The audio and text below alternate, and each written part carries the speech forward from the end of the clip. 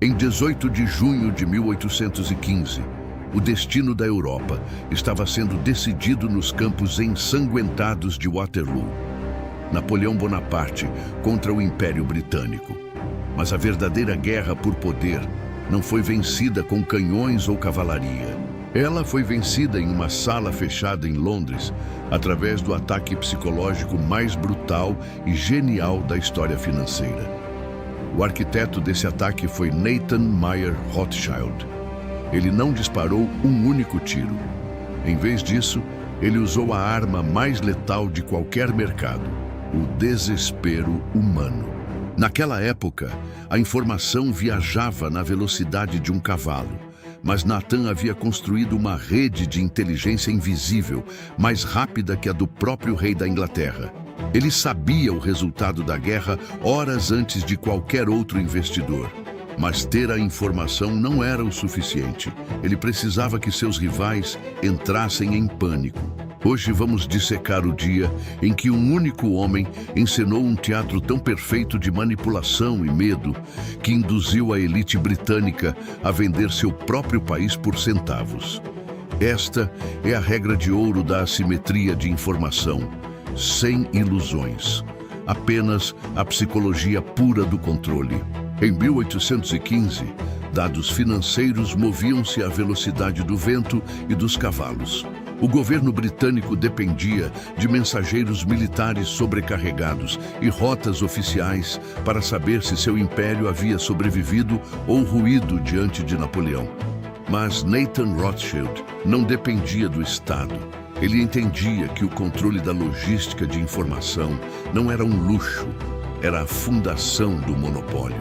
Muito antes da batalha, os Rothschilds construíram o que podemos chamar de a primeira internet privada da Europa. Uma rede clandestina e caríssima de agentes, contrabandistas, barcos ultra-rápidos e pombos-correio. Enquanto os rivais esperavam os jornais, Nathan recebia relatórios criptografados sobre o movimento de tropas antes mesmo dos generais. O custo dessa operação era astronômico. Mas o retorno sobre o investimento estava prestes a ser cobrado. 18 de junho, a poeira baixa em Waterloo. Napoleão está derrotado. O Império Britânico sobreviveu. Um agente de Rothschild, chamado Rothworth, não perde um segundo. Ele cavalga até a costa, suborna um capitão para cruzar o Canal da Mancha no meio de uma tempestade noturna e entrega a notícia nas mãos de Nathan em Londres. A data é 20 de junho. Nathan Rothschild agora possui a informação mais valiosa do planeta. A Inglaterra venceu. O rei ainda não sabe.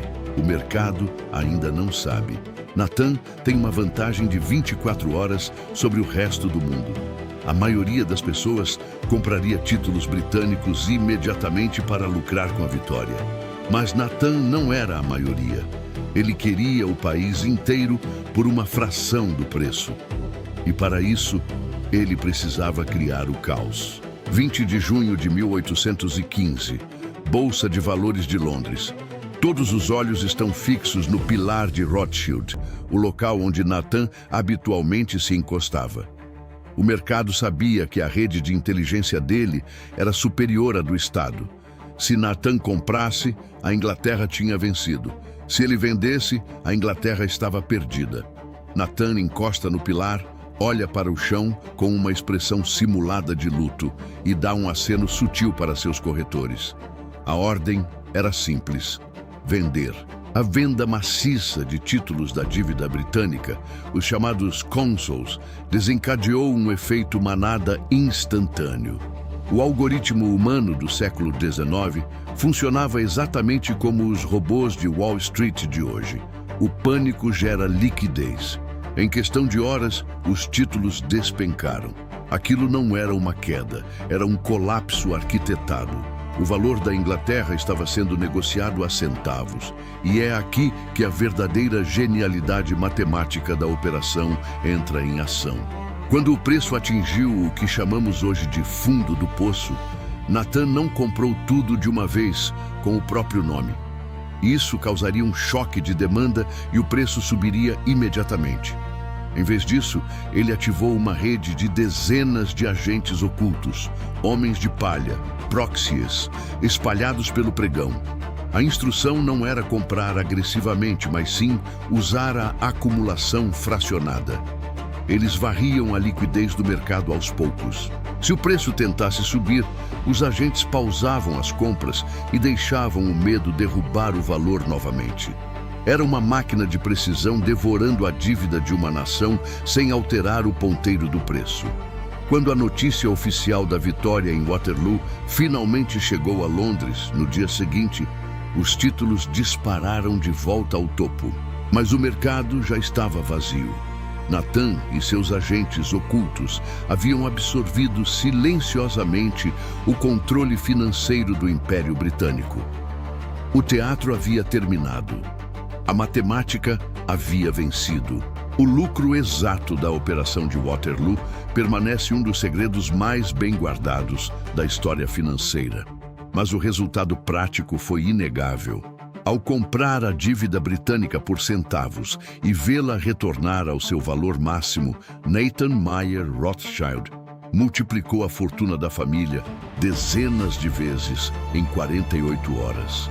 A assimetria de informação transferiu o poder da coroa britânica para os cofres de um banco privado.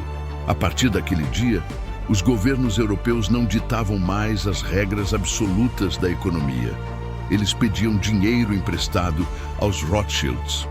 Nathan provou que o medo é a ferramenta mais lucrativa para manipular os homens. Ele desenhou o pânico. Ele orquestrou a queda. Mas nem toda manipulação de mercado precisa de um arquiteto brilhante.